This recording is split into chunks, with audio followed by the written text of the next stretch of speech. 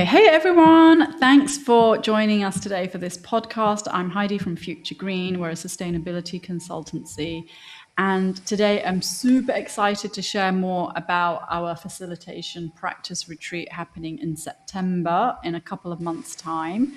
And who better to talk about this retreat than with Heather, who I met in Palo Alto last year at the AJ and Smart Full Stack Facilitator event. And yeah, this whole retreat has been inspired by meeting Heather and other experts in this space. And I thought, what better thing to do? And rather than just me going on about this fantastic retreat, talk to someone who is also coming along, but not only coming along, but you're going to help me co-facilitate. So let me hand it over to you, Heather, let's chat, but you start. Tell me, why you're excited about coming along. I'm excited, I think, because the experience of doing the AJ and Smart in-person Palo Alto conference, workshop, training was so enriched by being in person, by having those opportunities to practice facilitating with other people in real time, including all of the things that can happen in an actual facilitation space, like, Yeah. dishes dropping and glasses breaking and people needing to take a break and learning to kind of work in that very varied environment, which is much more realistic than just watching a series of videos, as much and as valuable as they are in giving us like the core foundational skills. They don't give us those like final top skills of being able to go with the flow. Yeah, and that's the nuance, isn't it? Like the whole Yeah. idea about emergent, being able to pivot, and you're not going to be able to do that unless you practice. And that's the whole kind of premise. Because when we look at the fantastic forum Facilitator Pro, I just did a quick search. The word practice comes up over 1,000 times. So I'm feeling that people would love to be able to practice, but not just practice digitally. It's great, we have that, but being in person. And as you say, like we can start to see the nuances of what it's really like sharing, facilitating a process, helping people get to the Yes. end point, which is that decision at the end, the all important decision. But what is happening, all the steps before you even got to that point. And I love to Yes. talk more about that. Do you have thoughts on how we can help? I think for me, the main thing is I was inspired from people I met, and everyone was saying, oh, but I still don't, well, not everyone, a few people said, I still don't really know how, I have someone in mind when I say this, I don't really know how I'm going to deliver this change workshop. And I remember saying to this person, you need to watch the videos. So there are people that would be coming who haven't really done the work, but they still want to learn in person, because people learn differently, don't they? You can learn by doing, or you can learn by watching the theory. What are your thoughts on that? Well, I think that both have a role and both need to happen, right? Like it's really easy for us to say, I'm a visual learner, I need to see things, but the truth of the fact is that we benefit and learn most deeply when we have access to more than one mode of presentation. And you can learn so much from watching videos and watching somebody kind of do that. But that observation, I like to say skills, which is really what we're talking about here, is perfecting a skill set. Skills are like a staircase, right? Like you start off and somebody does it for you, and then they do it with you, and then you start to do it independently. But that in between being a beginner and being an expert does need feedback, right? It needs like honest feedback from people who, one, can empathize with what it's like being in that position of running a workshop and doing the facilitation, but also who you can trust are giving you honest, fair feedback, not necessarily feedback that feels biased or emotionally driven. And I think when we're in a company situation, if you're working with a team, sometimes that feedback is driven by their emotions about how they feel about that workshop, having to be in that workshop, I didn't want to be here, but I had to be here. So I'm coming in with this really negative mindset, which is also part of that emergent facilitator like mindset of saying, okay, if I've got people coming in who are kind of vibing negatively, how do we shift that vibe and get people to buy in and be engaged and feel heard, both for the positive and the negative of what we're doing? Yeah, I love that. And I think that's, if I were coming in fresh, because you and I are obviously quite experienced without giving our ages over, but if you, that's what's lacking quite often, right? The experience and then the feedback, but you do the practice, and then if you imagine if you can get highly structured feedback. We always talk about highly structured workshops because that's how you begin. Of course, you can get all creative later, but at least begin with a repeatable process, and that you understand why these pieces are in the workshop. But if you have that kind of really structured feedback mechanism, and then you can get it, imagine you can get it from people with all different levels of experience from all different industries. Exactly. That is gold. And I wish I had that Absolutely. when I was starting to stand in front of a room. I remember the Yep. first time I did it, was so nervous, even though I was the expert.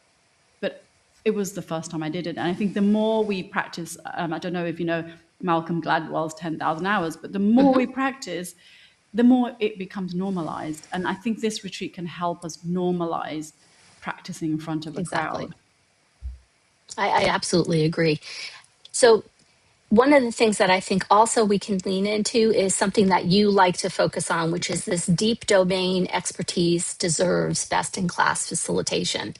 And what I think is really enriching is for all of us, we bring our deep domain expertise, and now we're also building connections with other people who have other deep domain expertise, right? Because even as being a facilitator and saying, ideally, I can facilitate for anybody, when we bring that deeper understanding, we can help see where there might be gaps in learning and understanding of Yeah. what's going on in that domain. Yeah. And also where people maybe are limiting themselves because they're maybe not as up to date in terms of what's currently happening in their domain. And I think those are really rich gifts that happen in person because we don't always talk about our focus domain when we're doing a virtual practice. Yeah, there's so much value in meeting ambitious, like-minded people, isn't there? Because I wouldn't otherwise sit next to a doctor who does medicinal, care. I can't remember what his practice was, or sitting next to somebody from the army, from the military.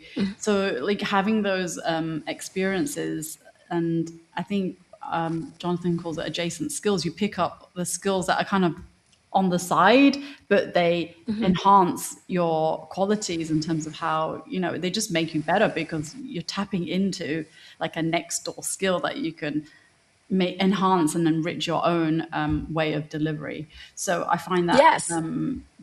that's what I loved about being together at Palo Alto, that I could just absorb some of these other kind of learning about, number one, the industry of others, the skills that they use in their field of work. And just going back to my area of expertise, sustainability, I really wanted to fold into this retreat. Everything has to be sustainable, and that's why it kind of added that extra, talking about what's Yes. going to be special, what's going to be different, little moments. Well, we're going to have we're going to be on a regenerative organic farm. If you don't know what that is now, you will when you come. And the food is going to be so good, so clean, because that matters, right? I really believe work doesn't have to be separated from wellness and mental health. So that's what this retreat really brings. You get your facilitation practice, but topped and tailed with these amazing, sustainability-minded, focused kind of Yeah. little action. And I think sustainability is something we all need to be thinking about. And if it, I don't think it comes top of head for many people because they may not be in an industry that they think it's important. But the truth is awareness can go a long way. Yeah. And just even choosing the tools that you use in your facilitation practice in a sustainable mindset can really make a difference. So I think that that's true. I also think that the wellness focus is really important in today's conversations, because there's just far too much concern and complaint around feeling burnout. Oh yeah. And finding some balance, especially with this real shift to work from home, Yeah. where it's just far too easy to roll out of bed, not even put on your clothes, just stay in your pajamas and, go to work because you're awake and you're just walking to another room. That division between like, where's home life and has really been blended. And I think that leads to a lack of self-care and a wellness of awareness. Yeah. Right. It's I almost like think we can all, somebody needs to remind us, okay, yes. balance is critical. I know with myself as well, running my own business, we are always just catching every hour, like when are we gonna meet the next lead, or when are we gonna talk to this person? You're just busy, busy, busy running. And so having a reminder that wellness and self-care is so important. Like last night, I went to yoga because a friend nudged me, and I felt so much better for it. My mind was so Mm-hmm. much clearer because I'd had such a busy back-to-back day, and just having an hour and a half to stop my brain from running, Yeah. I benefited so much from it. So that's what I want to Well, bring to the table. absolutely. Yeah. Uh, and and the fact that somebody had to nudge you to do it, right, is just a reminder of how easy it is to let work overwhelm everything, right? Like Yeah, it's really challenging. I find that. So we have a few questions Oh yeah, go ahead. which we can sink into. Some we were already covering, but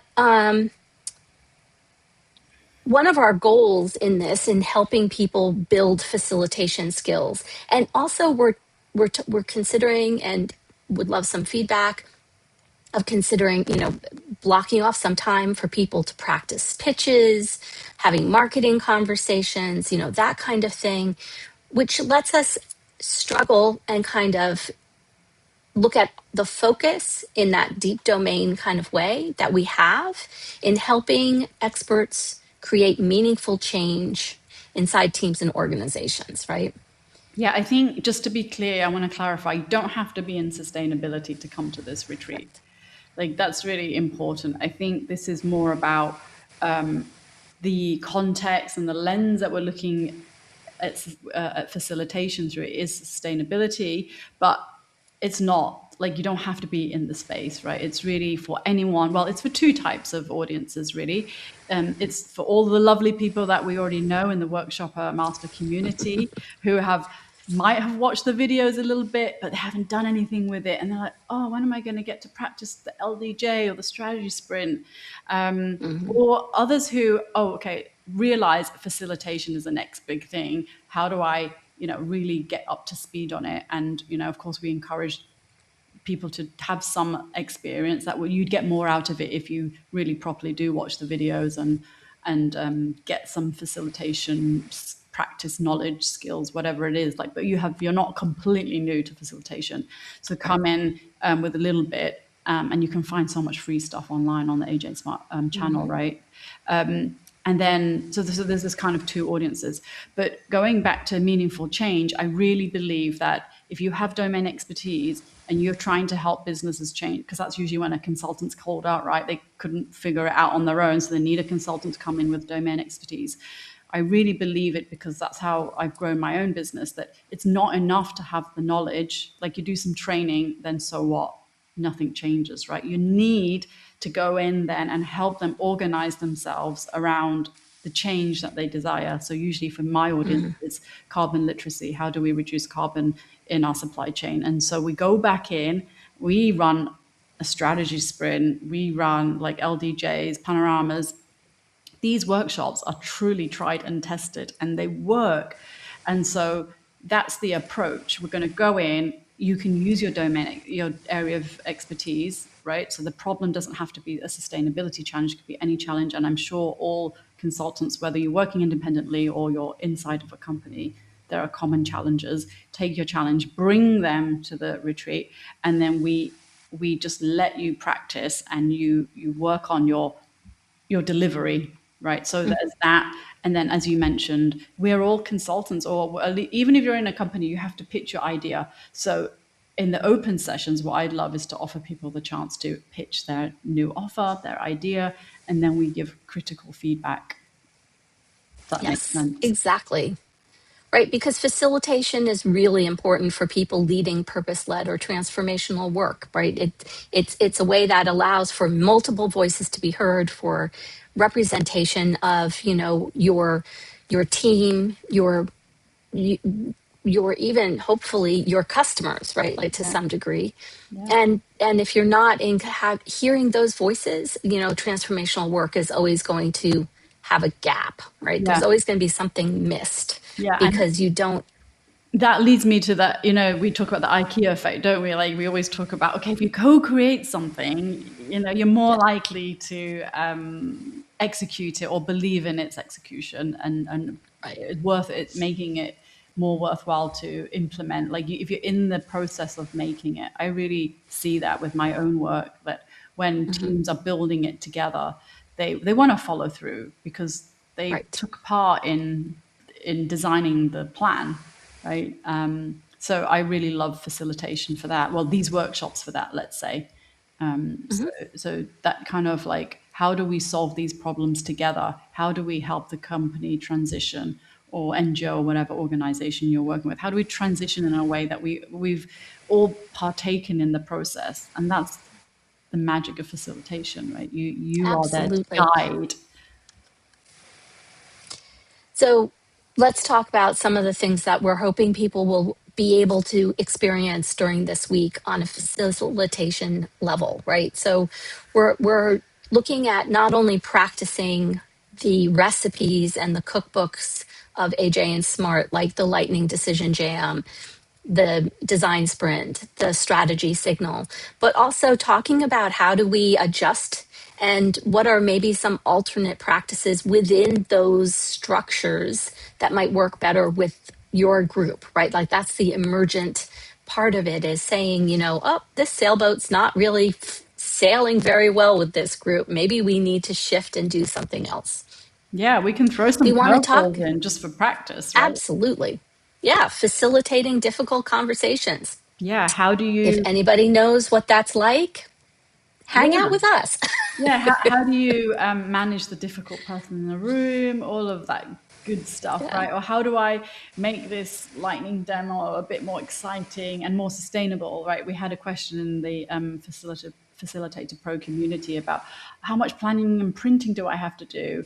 And, all the Yes. tips around how you can reduce your carbon footprint when you deliver a Exactly. workshop. We'll touch on that, and really cool tactical tips as well. So it feels really practical. I think that's You go important. home essentially with your own checklist of what you need for your team and your people. Yeah. Um, And then the feedback, how to which is very valuable, right? So everybody is going to have you're going to have your own profile wall. And then, Yes. I think feedback is gold, and we should all believe in the value of feedback rather than being offended. Yeah. We're going to have the things that we did well. It's a very simple feedback wall: things we did well, things that could be better, and things that we think you should do differently next time. So that everyone's going to have Could their own be a sailboat. profile. Sorry? Yes. Could be a sailboat. Yeah, exactly. So Right. I think because there's going to be so much expertise in the room from the different industries, from like, it's going to be so rich. Like the feedback is going to be Yes. rich. Yeah. Right. I mean, I think that was one of the things I really gained from Palo Alto was talking to, for example, you mentioned like our military members who were there. They spend so much time researching, talking about, and leaning into leadership conversations, right? Like in a way that I think many of us were surprised that the military was this concerned about the dynamics of leadership, Yeah. and in a way that was also super informative and helpful for all of us because we're all dealing with leadership in some context, right? So I think that's in talking about like that ability to kind of soak up what other people's domains are. That's an example of how it can really enrich everyone's practices. Yeah. And I can't wait. The curious thing for me is the diversity of people that come. I love to lead in and just learn about what what challenges all the different industries currently face. I really love that because Yeah. I think it's you just learn so much from other people that way. Right. And one of the things that had been emphasized if as an attendee at a full stack facilitator training is that in emergent systems, you have absolutely got to be able to be the calm in the middle of the chaos, right? And that I think is the hardest thing to practice without having that experience. Yeah. In education, you can take all the theory you want on how to teach, but when you're standing in front of that room of kids, they will find every button absolutely possible that they can hit so that you're not the calm. And I think that to some degree that can also exist in a facilitation space. Yeah, how Even do you adults. keep people's attention in the room, even if they're adults? They can still. Yes. Because I remember once when I was teaching in Japan, I had 70 kids, and they were not interested in learning English as a foreign language. They were there because they were told to, and my job was really how to keep their attention. Like, yes, the content was important. Yes, they needed to learn the grammar and whatnot, but how am I going to keep the attention of 70 teenage kids that don't want to be Yeah. here? That's the skill, right? To figure out That reading the absolutely. room, like understanding how to, and of course, most of it is preparation and planning and making sure you've got something at every turn for them and making it fun and engaging and all that exciting stuff. But yeah, how do you keep people's attention? And I think we should really lean into that in terms of facilitation. Um, Keeping the energy high, but also realizing we only have a finite amount of energy in our day. Yep. But when we design workshops, thinking through that process as well. Yeah. Which I think is also that's the power of the facilitator, right? Is to maintain and manage the pacing of Yeah. how you're moving through that, right? And that also, I think, is something that really only comes with practice Yeah. because it's a question of I'm allotting, say, 3 minutes to do this. But when you look around the room and you can see nobody's done, how do you adjust? Yeah. Or everybody's done 2 minutes into it, right? Like, again, Yeah. let's keep going then. And that pacing is really something you only learn from experience. It's not something that you can map out a goal for your pacing, but the reality, the experience is the only way to You need to learn put that. your hours in, don't you? And you need to not be a stickler for the agenda. Right. Right.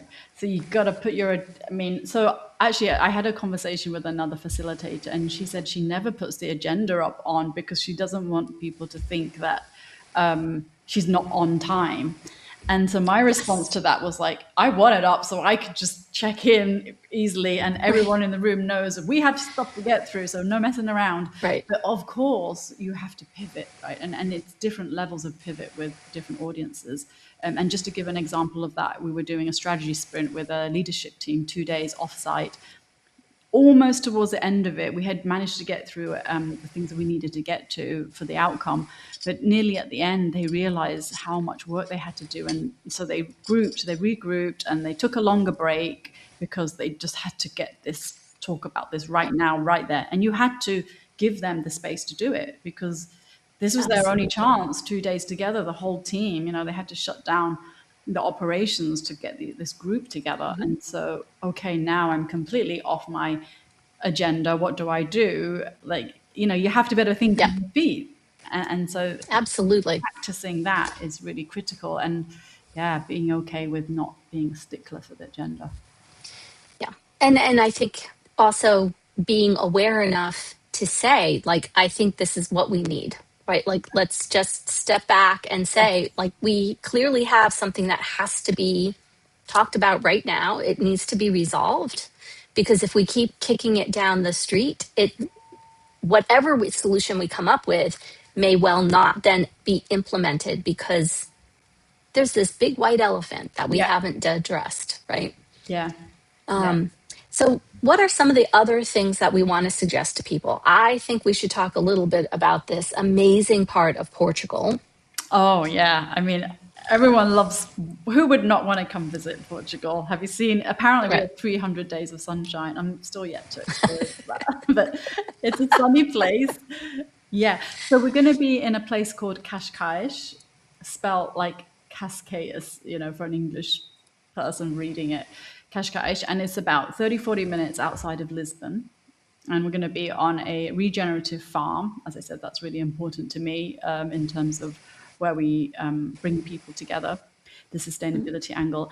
And yeah, we're going to be 4.5 days. I say 4.5 because I think it's nice to have that half day for people to stay and chill and do more networking. But for people who have to leave, they have that freedom to leave. But yeah, we're going to be almost 4 full days of facilitation practice in a structured way.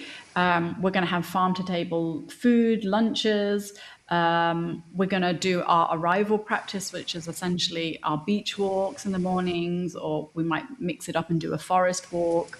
But it's really important to, as we know in facilitation, arrive with your mind clear. And that's why, in the spirit of that, we'll have a morning activity.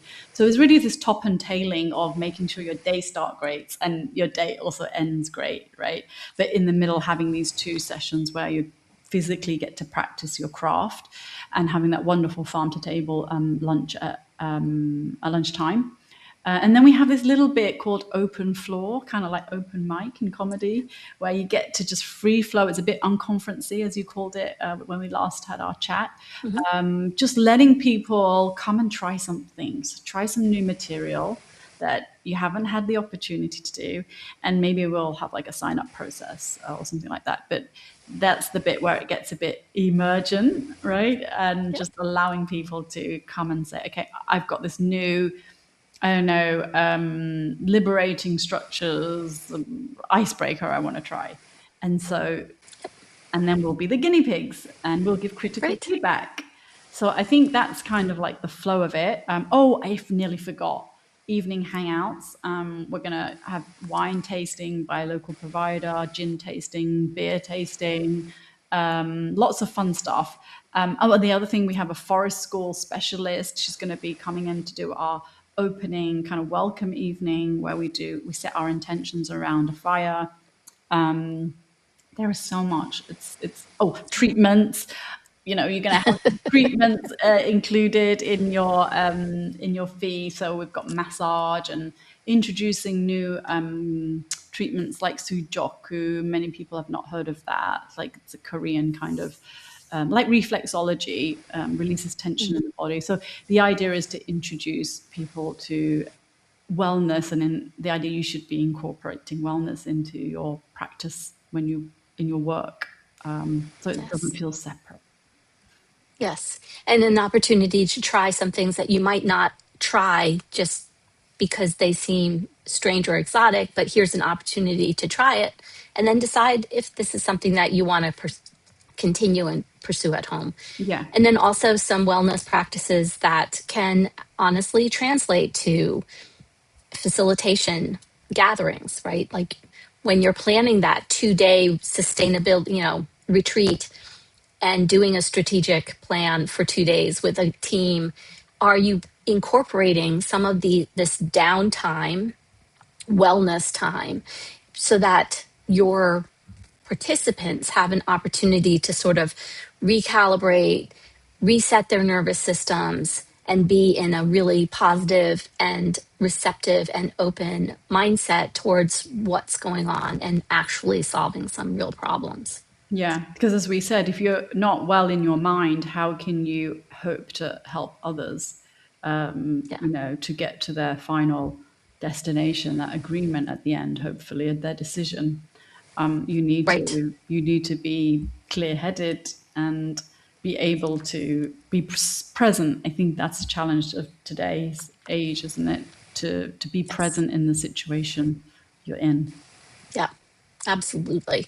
And because if you're not, the greatest risk, right, is that the buy-in is fleeting.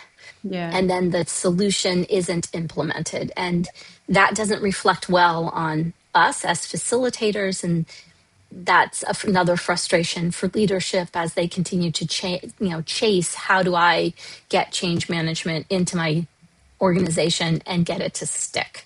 Yeah. Like, how do we pivot and change and find new solutions for the challenges that are constantly being thrown at us these days, especially? Yeah. So I just Preferably think without burnout. yeah, do it without burnout. But I really believe facilitation is one of those skills that AI can't take away from you. It's just going to make you be a better leader because you're so aware of these issues that are going on. You can read the room, you can pivot. It is a leadership offer, isn't it? Absolutely. It's really the It is. opportunity to be a better leader and practice your leadership skills. So, yeah, leaving with greater confidence is what I would expect as an outcome.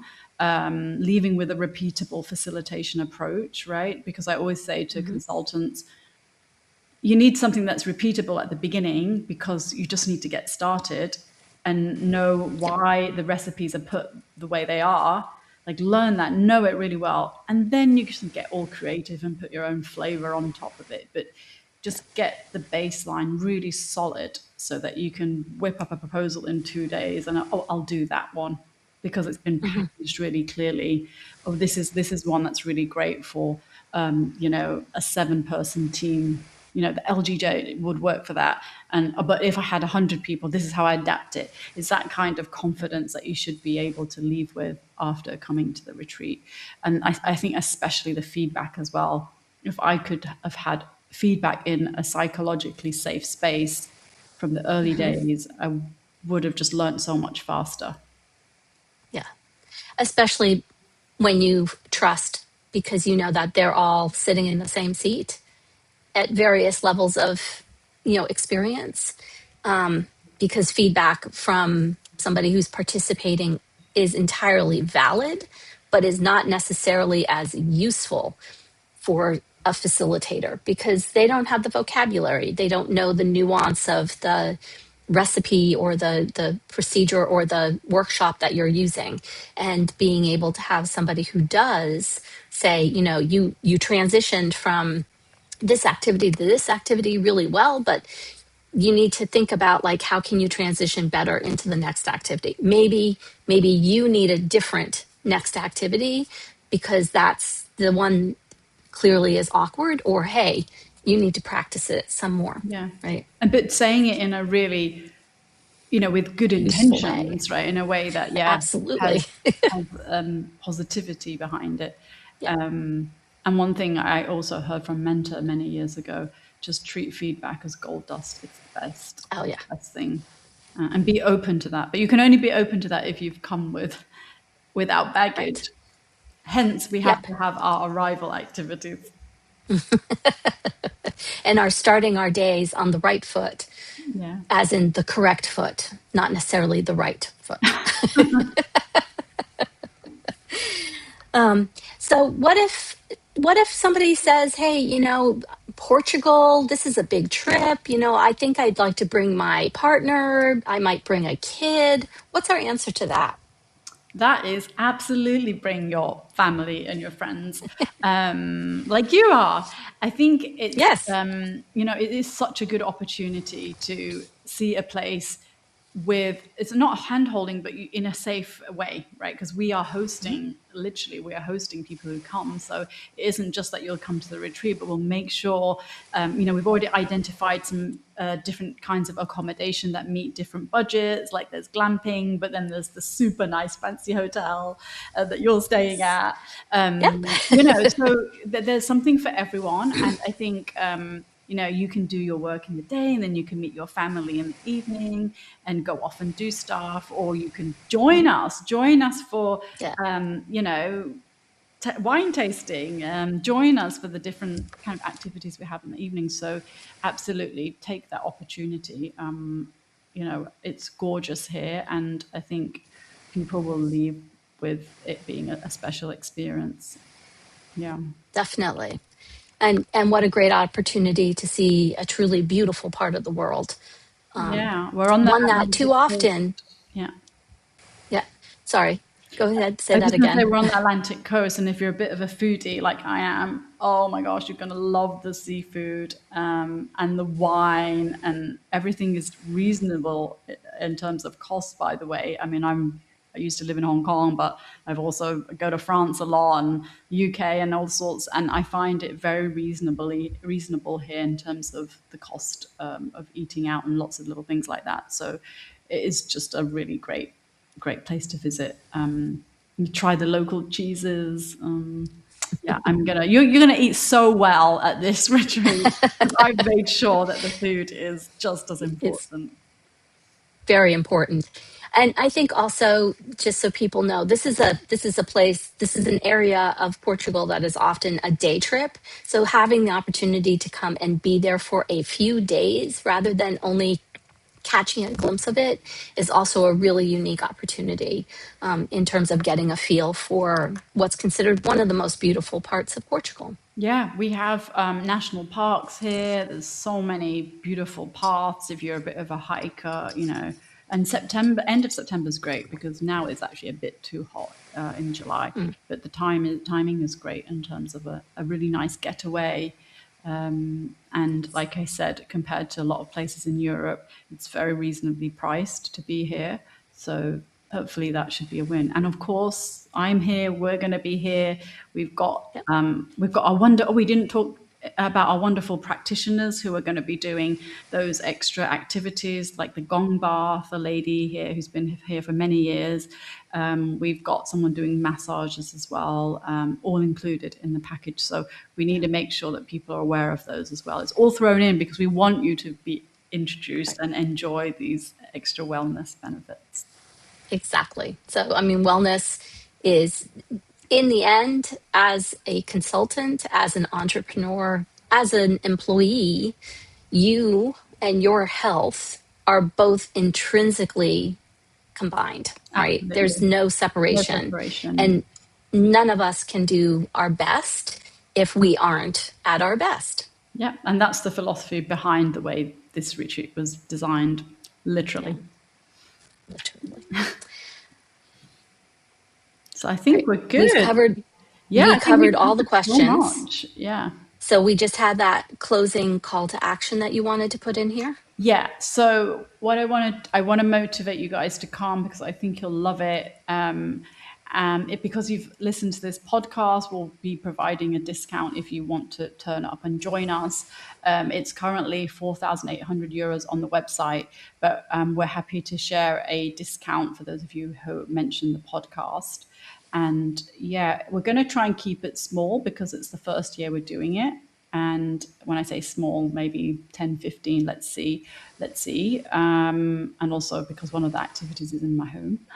So, and then let's see how it goes. But this has really been designed with facilitators in mind who want to practice those wonderful AJ and Smart workshops because I know firsthand they've really worked for me in my own consulting business.